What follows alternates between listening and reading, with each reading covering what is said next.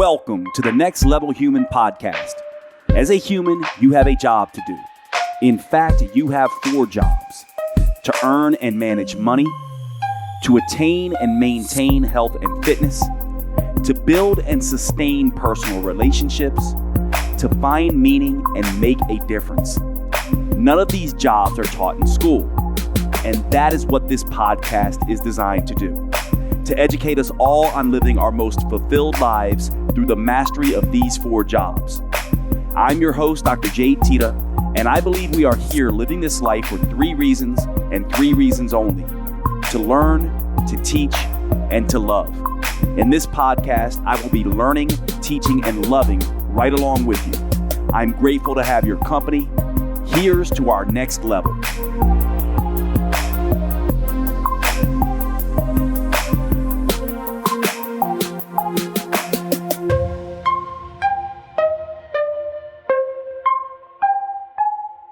All right, what's going on, everybody? Welcome to today's show. So, Happy New Year. Happy 2023. We're starting a brand new year. And of course, around this time of the year, everyone is thinking about change. And so I like to always do an episode on change right around the new year. So I'm not going to make this year any different. And so today's topic is going to be about change and the stories that we tell ourselves that keep us from change.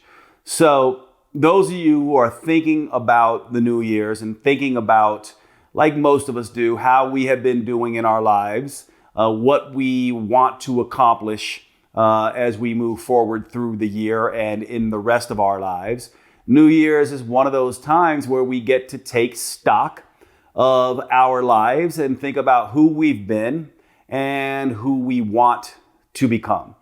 And so obviously, when you listen to the Next Level Human podcast, we start every episode talking about the idea of the jobs that every human has to do: the job of health and fitness, the job of finance, the job of personal relationships, and the job of personal development, finding meaning in life, making a difference, and doing something that matters.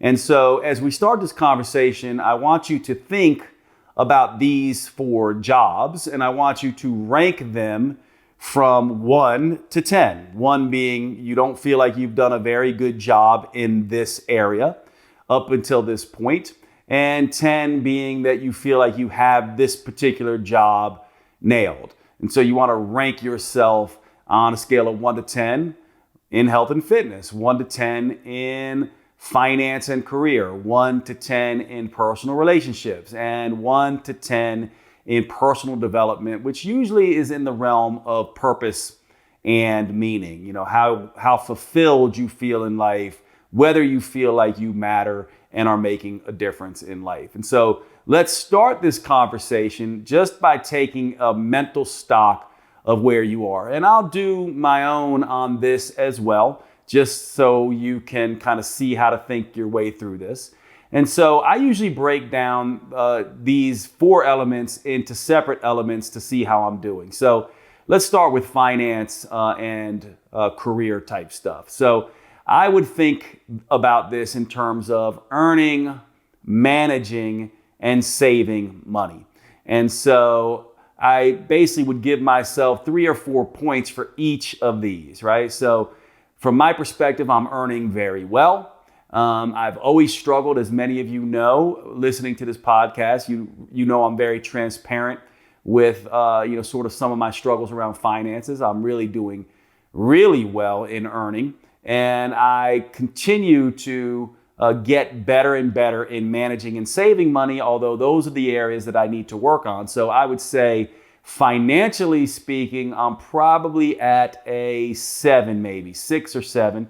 I'm doing really well. Managing and saving money, I can do much better at, especially saving money. And so I'm going to give myself a 7 there. Now, in health and fitness, those of you who are longtime listeners of this podcast also know, ironically, given that I teach health and fitness for most of my life, or have taught health and fitness for most of my life, that this is the area I seem to struggle with sort of the most. And so when I look at this, it's about looking good? Do I look the way that I want to look? Do I feel the way I want to feel? And can I function the way that I want to function? And as far as these things go, I feel like I'm going to give myself maybe a 5. Maybe I'm being a little rough on myself. Maybe I'll give myself, slightly above average, 5.5. But I don't feel and function the way that I would like to. I wake up, I have achy joints a lot of the times. I sometimes struggle with fatigue. I can struggle with my diet. And, I definitely am one of these people from my Italian family who loves to eat, loves to drink. And if I allow myself to go too far with that stuff, I can easily gain weight. So I'm going to give myself in the health and fitness realm about a 5, 5.5. And then we get into personal relationships. This is an area that I feel like I'm very high in. So I just go, okay, I'm going to break it down into my family life, into friendships, and then into romantic sort of relationships in these 3 areas. And in my romantic relationships, I'm with a woman who I just think is amazing and wonderful. I'm very happy in that place. I have an incredible family and support system there. And I have a ton of friends. And so I'm going to give, and I feel very lucky in this area because I know a lot of us don't have this. And so incredibly grateful for this. But I'm going to give myself like a 9 in this area. I could even probably give myself a 10. It's just really good in this area of personal relationships. And in personal development, I'm also going to give myself a 9 or so because I love what I do. I feel incredibly lucky, and I do think luck has a lot to do with it, if not most to do with it, that I get to do my purpose and meaning as my job. Now, for most people, their job simply finances their purpose and meaning, but I am one of the few people who has been able to manage through, probably just by luck of the draw perhaps. I get to do what I love and I make a difference and feel like I matter in the job that I do, in the way that I earn money. And so if you look at this, finances, I'm about a 6, maybe as much as a 7.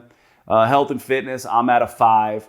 And then I'm at a 9 and a 9. And so you can see really quickly, health and fitness is probably the area that I could do better at in 2023. And if you think about how important health and fitness is, certainly with the COVID pandemic and a lot that went down there, I think we all understand that being healthy and fit and taking care of our bodies is the best thing we can do to keep ourselves healthy and safe and feeling good, looking good, and functioning better. And so this would be the area that I might want to put the most attention into as I move forward into 2023. So from my perspective, this is an important thing to do. It's like, sort of a personal audit on these 4 jobs, because you can imagine if I'm someone who has lots and lots of goals in health and fitness, or finance, let's say, got a lot of goals in finance and career, but my health and fitness is really low and I don't have the energy to do that work, then I need to be aware of the health and fitness job might be more important to pay attention to reach my finance goals, if that makes sense. If I'm someone who's really wanting to up-level my personal relationships, let's say, yet I'm overweight and don't have the energy to do that, or don't have the finances, for example, to benefit me going out and meeting people, then I may want to focus on those areas. And so this is why I like when we think about change into the new year's, I like doing this audit of where I am in terms of my 4 jobs. And so take some time to do that really quickly. And now what I want to do is I want to talk about a change here just for a minute. And I'm sorry to break into the show, but I wanted to take a second to cover one of our sponsors and tell you all about Paleo Valley at paleovalley.com. These are the grass-fed sticks that I tell you all so much about, that all of my friends know I have on hand constantly. They are in my car. They are at my house. I keep them at my sister's home and my parents' house.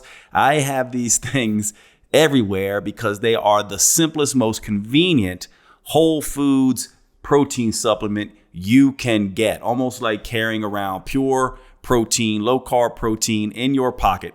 They also, these Paleo Valley beef sticks, are the only the only 100% grass-fed and grass-finished beef sticks on the market. They use organic spices. They are naturally fermented instead of using nitrates and nitrites that can be a problem in some of these cured meats. And they simply taste fantastic. Check out the original or the jalapeno.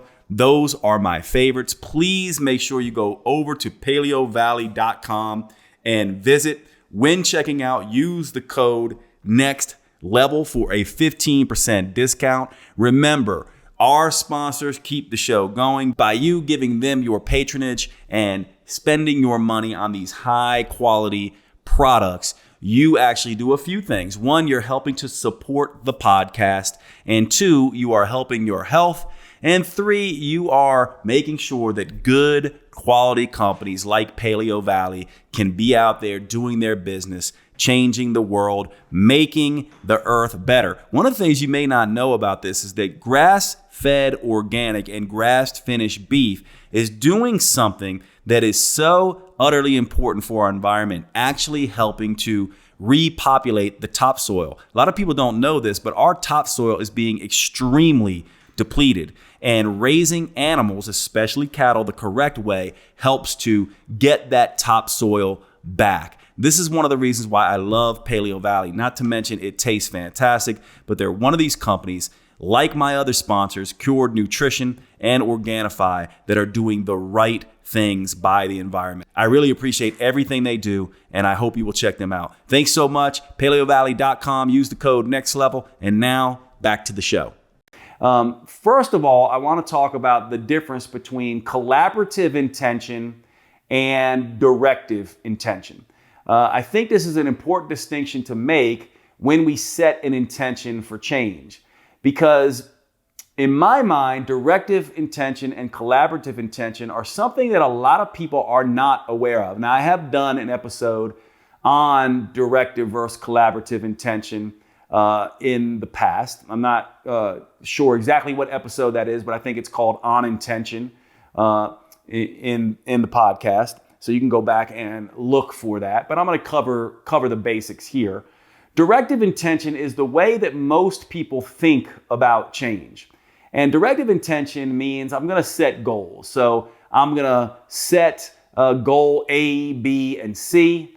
And I want to get there by a time period X, Y, and Z. And it's very directive, and it's very much checking off to-do lists. And it's very much like my life looks like this now, and it's going to look exactly like this later. And these are all the steps that I need to take in between.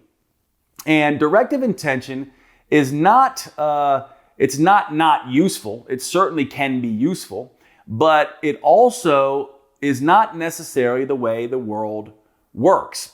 You might have your goals, you might have your ABCs and 1, 2, 3s and to-do lists, etc. However, life happens as well. So you get to happen to life, but life happens back. Life happens to you, but you happen back. So what I'm saying is you are a co-creator at best when you think about your life. That's because life sometimes has its own plans, so to speak. So collaborative intention essentially says that while I have some goals, the ABCs and the 1, 2, 3s, I also realize that life can change. Sometimes life can do things that disrupt my plans. And sometimes that can make things worse, but sometimes it can make things better. We all know things that we maybe wanted in life when we were younger that we didn't get because of certain things happened. Maybe that person that you were in love with broke up with you. Maybe that job that you thought you wanted didn't pan out, etc. And what ended up happening for some people, life may have gotten worse, and maybe you wish that had worked out. But for many of us, life actually can work out better. And so collaborative intention is about setting an intention for what you want while realizing that you are always and only in collaboration with life. So you are a co-creator at best. So it's essentially setting this intention like almost like if you can imagine a target in a room that you're trying to hit. And you certainly want to get somewhere on the target. That's your intention. But anywhere on the target will do. And you'll appreciate that perhaps if you can just get anywhere near the center of the target, that is going to be good. And you trust that wherever you end up on that target is where you are most suited to be, rather than trying to hit the center of the target, only the center of the target. And if you don't hit that center of the target, you feel like a failure. So in a sense, you want to keep in mind directive intention versus collaborative intention. So let me give you an example of this. So let's say that you're somebody who loves music and you're young and you want nothing else but to become a music star. And the way you see your ABCs and 1, 2, 3s and XYZs is that you're going to spend some time putting out music on YouTube. You're going to get noticed there. You're going to sign a deal. You're going to become like, the next greatest pop star, let's say. But let's say along the way that people aren't vibing with your music, right? So you might love your music. You might feel like you're good, but the world also has a say. This is the collaborative part. Now, if you're doing directive intention, you're going to feel stuck, and you're only going to feel successful if you get this ABC 1, 2, 3 deal from a record label, and that's the only way you will feel successful. Now, meanwhile, collaborative intention says, I love music, and I'm going to do something in music, and I'm going to chase this path of music as an artist.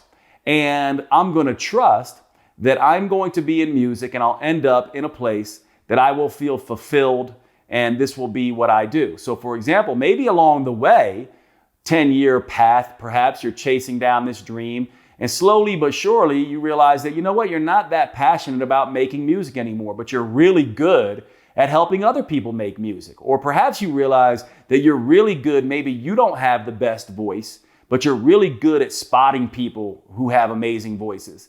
And maybe through this up and down, side to side, left, right pathway of life, you discover that you are a great talent at finding the new voices in music. And you become maybe a music teacher, a music coach, a voice coach, or maybe you become a producer, or maybe you become something else. And maybe all along, this was your path, and perhaps you would be much happier there.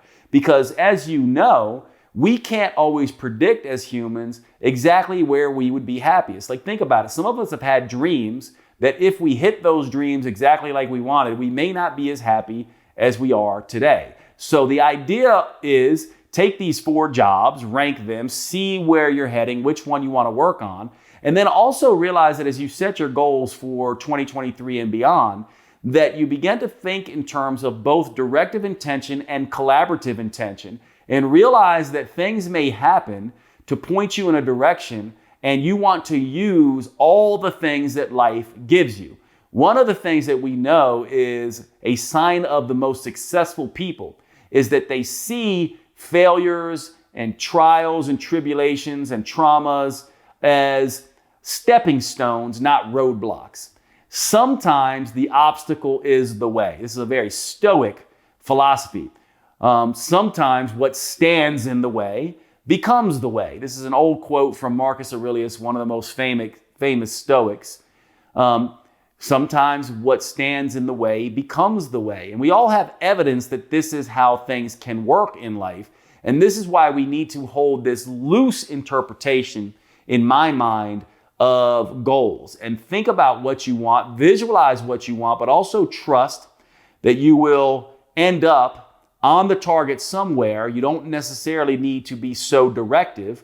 And sometimes when you are too directive, you can block yourself from the path that you really are meant to be traveling, in a sense. And when I say meant to be, I don't necessarily mean that everything happens for a reason. I more mean things happen and you can create a reason. You can choose a reason. You can make, lemonade from lemons, so to speak. And this is one of the most powerful things that you can do in life, because we all know that the ups and downs, lefts and rights, backs and forth of life sometimes take you places that you did not realize you were going to go. And we all are going to need this skill to use what happens in our lives to make us better. So the third thing I want you to keep in mind for New Year's this year and change is the idea of the stories that you tell. Now, whether you like it or not, you're living out a movie, so to speak. You are living from unconscious stories that you wrote when you were little, stories that you may not have even written yourself, stories about who you think you are, stories about what you think is possible. And these stories permeate every aspect of the way you see the world. I oftentimes use the quote. I'm not sure who this quote is by or if I'm saying it exactly accurately, but I always use it this particular way. If you see life as a battle, you will find war everywhere. Or if you see life as a war, you will find battles everywhere, whether they exist or not. And we all know people like this as well, right? Who see the world a particular way and are unable to change those stories and therefore are unable to change. What I'm essentially saying here is that within these 4 jobs, finance, health and fitness, personal relationships, and purpose and meaning, you have a story. You have a story. Let's say you're a cis heterosexual male like myself. Maybe you have a story about women, what women like, how you see yourself. Maybe you think that, women only like tall guys with nice cars and this and that. Well, then you are going to limit yourself in that. Maybe you yourself have a story about there's only a particular type of woman that you might be romantically interested in. You are going to limit yourself in that. Maybe you have a story that the only way to make money is to get a good job and go to work. You might limit yourself in that. Maybe you would make a better businessman, but if your story is that the path to success is getting a good job and going to work for someone else, then you might miss the opportunity to start your own business, so to speak. So hopefully we can see that the stories that we tell ourselves oftentimes block us from the better humans that we could be. And so now looking at this directive intention versus collaborative intention and realizing that we really want to set both, but be very aware of collaborative intention, and also having chosen which of our 4 jobs we most want to focus on, now we can begin to analyze the stories that we are telling ourselves that are keeping us stuck. And here's the best way in my mind to do that. So let's say, for me, I want, and I imagine a lot of you, I want to become, healthier. I want to look better, feel better, function better, live longer. And so what I want to do is, and I want to look and say, what are the stories that I am living consciously or unconsciously? And by the way you can tell your conscious and unconscious stories is through your actions. But I want to jump in real quick and tell you about one of my favorite new products. And to start out, I want to ask you a question. If you had to follow your friends around who are not the healthiest in the world and see what they are doing, what would be the number one thing you would probably tell them to do to start? For most people, that's going to be drinking more water, right? This is something that we talk about all the time in health and fitness. It's almost as if we think of it as an afterthought now because obviously water is so crucial. However, we oftentimes get this wrong. For example, did you know that when it comes to hydration, just drinking water can make things worse? Most people don't know this. Why? Partly because most people are over drinking water and under consuming the electrolytes that help water do its job. What we don't realize is that hydration is not just about water. It's about electrolytes, the minerals in there, as well as getting that water into the cells. And so you do not want to be over consuming water if you're not getting your electrolytes right. And this opens up a whole new discussion because most people are not getting their electrolytes right. For example, did you know that low sodium, too low sodium, is an issue?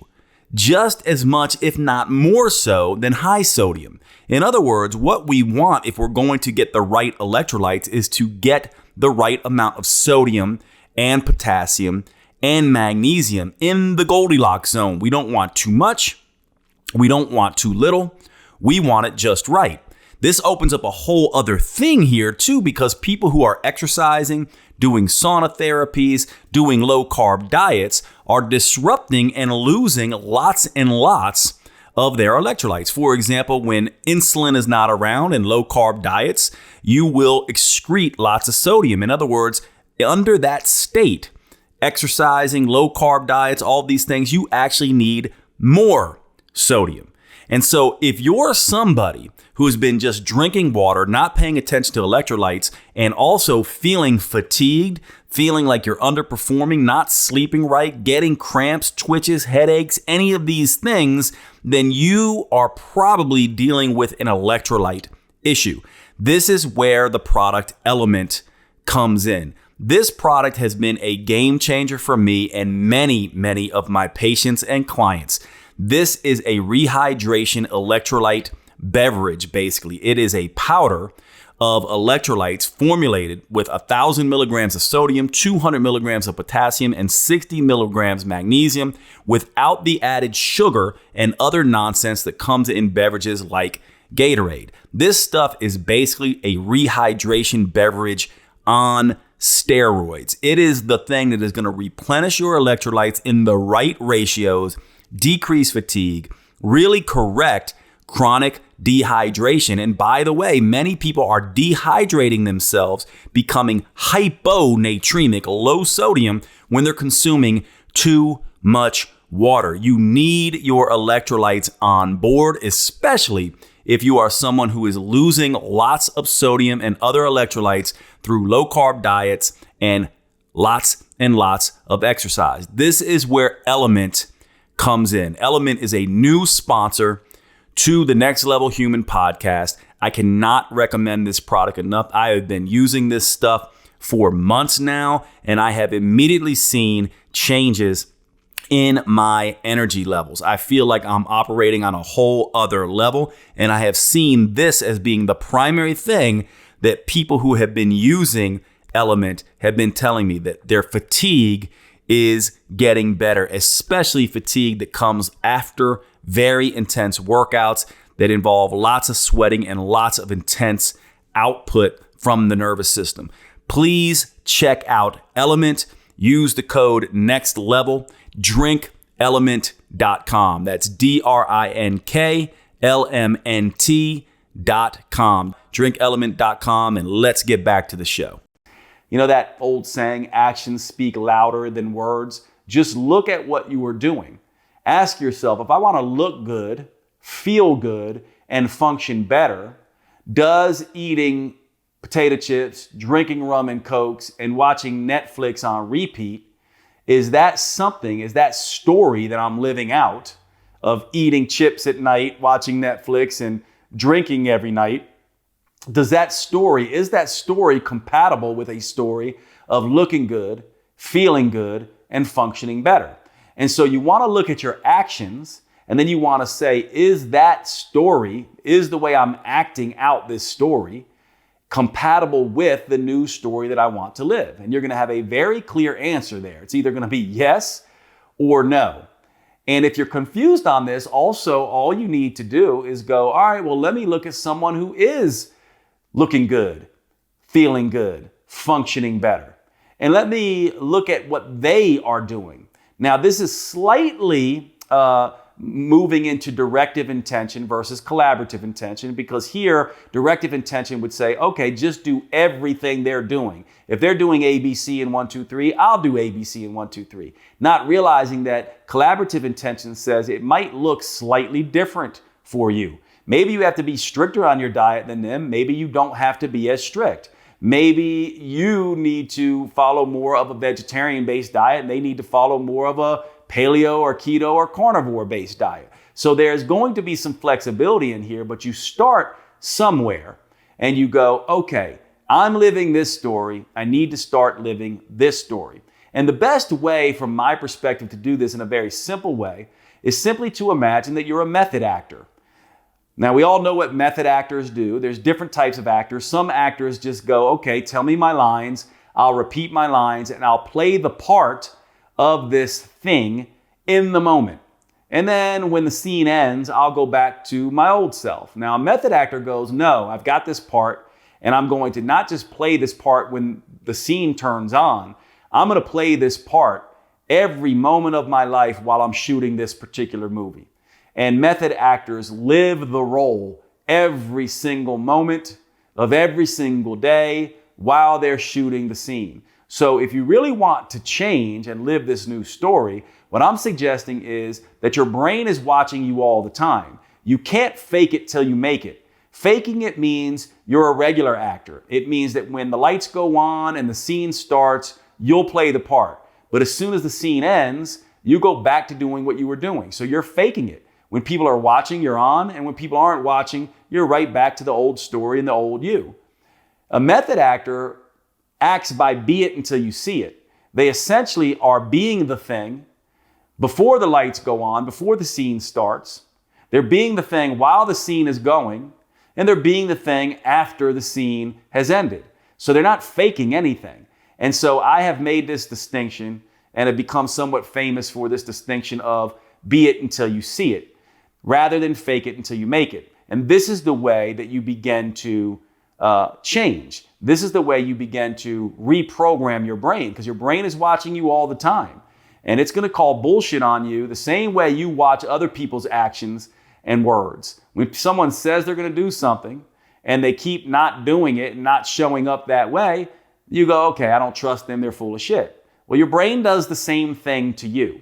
And so what you want to do is you want to get very particular about what is this method actor? How can I be it until I see it? What am I going to do when people are watching? But more importantly, what am I going to do when I'm the only one in the room, when my brain is watching me, but no one else is there? What does someone who lives a feel good, look good, function better life do for breakfast? What do they do at night?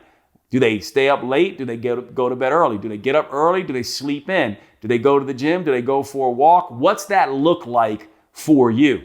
And then you begin this process and you begin to adjust along the way. You begin to live a story. You begin to be it until you see it. You begin to dismantle the old stories, the old actions. You put in new actions and you live them like you mean them.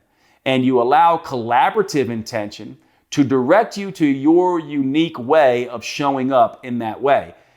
You don't try to do it exactly like Jade, Teta. You don't try to do it exactly like the other person you see. You use them to get started, and then you begin to find your own way of acting. You begin to play the part that you're meant to play. You write a new story and you live that story and you be it until you see it. You begin to dismantle all the other stories. And you do this every single day when you wake up. You act this part out.